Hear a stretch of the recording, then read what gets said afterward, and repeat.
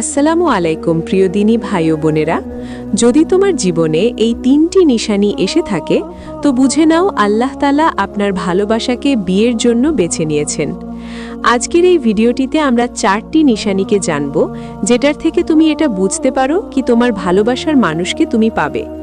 জানার আগে তাদের সকলের জন্য দোয়া করব যারা কমেন্টে দোয়ার কথা বলেছেন। ইয়া আল্লাহ, তুমি সকল ভালোবাসার মানুষদের এক করে দাও, যার ভালোবাসা একে অপরের জন্য হালাল, সত্য ও পবিত্র। ইয়া আল্লাহ, ভালোবাসা করা কোনো গুনাহ নয় যদি সেটা হারাম না হয়। যখন একজন মানুষের সাথে অন্য একজন মানুষের ভালোবাসা হয়ে যায় তো সে তাকে ছাড়া থাকতে পারে না, তাকে ছাড়া তার পুরো দুনিয়া অন্ধকার মনে হয়। ইয়া আল্লাহ, সেই ভালোবাসাগুলোকে পূর্ণতা দাও। হে আল্লাহ, যাদের মনে তুমি ভালোবাসার মতো সুন্দর অনুভূতি দিয়েছ তাদের ভালোবাসার পরিণতিও সুন্দর বানিয়ে দাও। তাদের কষ্টকে দূর করে মনে শান্তি দান করো এবং আমাদের সকলকে নেক হেদায়েত দান করো। আমিন।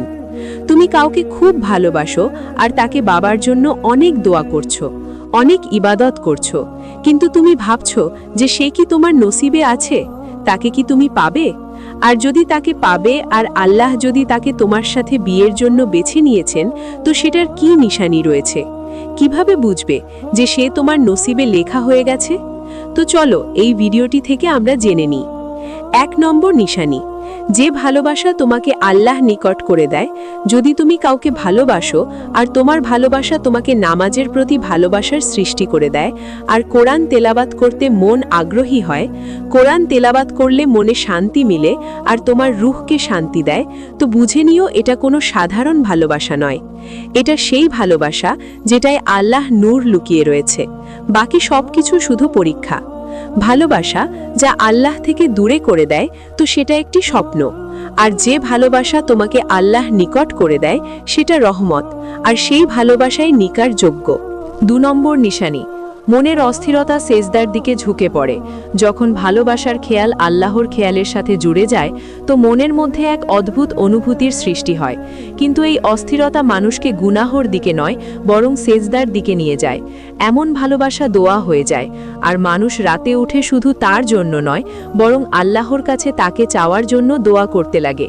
কোরআনে বলা হয়েছে সে নেকিতে জলদি করে আর আমার কাছে দোয়া করতে থাকে। এরকম ভালোবাসা আপনার সাথে নয় বরং তওবার সাথে জুড়ে যায়। এই নিশানি থেকে বোঝা যায় কি হতে পারে কি তোমার ভালোবাসা বিয়ের জন্য লেখা হয়ে গেছে। 3 নম্বর নিশানি, বারবার তকদির তোমাকে এটার কাছে নিয়ে আসে। এমন ভালোবাসা যখন আল্লাহর তরফ থেকে হয় তো তুমি চাইলেও তাকে ভুলতে পারবে না। না সে তোমার মন থেকে বেরিয়ে যায়, না দোয়ার থেকে সরে যায়, না স্বপ্ন থেকে যায়। প্রত্যেক জায়গায় সেই একই খেয়াল, একই চেহারা অস্থির করে তোলে, কিন্তু এটা তোমাকে ভুল পথে নয় বরং সঠিক পথে নিয়ে যায়।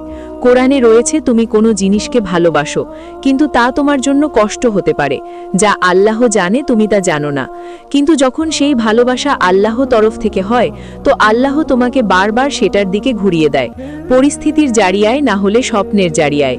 কিন্তু যদি সেটা তোমার জন্য একটি পরীক্ষা হয় তো সেটা তোমার জন্য একটি শিক্ষা হয়। কখনো কখনো মানুষকে এই দুনিয়ায় ঠক্কর খেয়ে চলতে হয়, আর আল্লাহ তাআলা তাকে এটা বোঝাতে চান যে আমি ছাড়া তোমার এই দুনিয়ায় কেউ নেই। তুমি এই দুনিয়ায় যাকে ভালোবাসবে তার থেকেই ধোঁকা পাবে, তার থেকে তুমি কোনো কিছু অর্জন করতে পারবে না।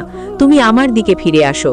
যখন সব ডাকছে আর বান্দা না আসে তো আল্লাহ তার মনে মেজাজি ভালোবাসার সৃষ্টি করে দেন, যাতে সে এটা বুঝতে পারে যে এই দুনিয়া শুধু দুঃখ কষ্ট ছাড়া কিছু দিতে পারে না।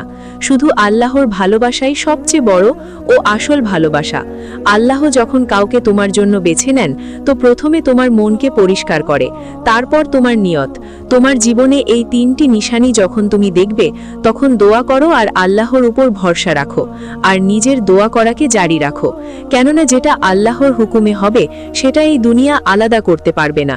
কোরআনে আল্লাহ বলেছেন, বলে দাও এই বান্দাদেরকে আমি খুব কাছে রয়েছি, আমি সকলের দোয়াকে শুনছি, সঠিক সময়ে সঠিক ফয়সালা করব। ভিডিওটি ভালো লাগলে লাইক, কমেন্ট, শেয়ার, আর চ্যানেলে নতুন হলে চ্যানেলটিকে সাবস্ক্রাইব করুন।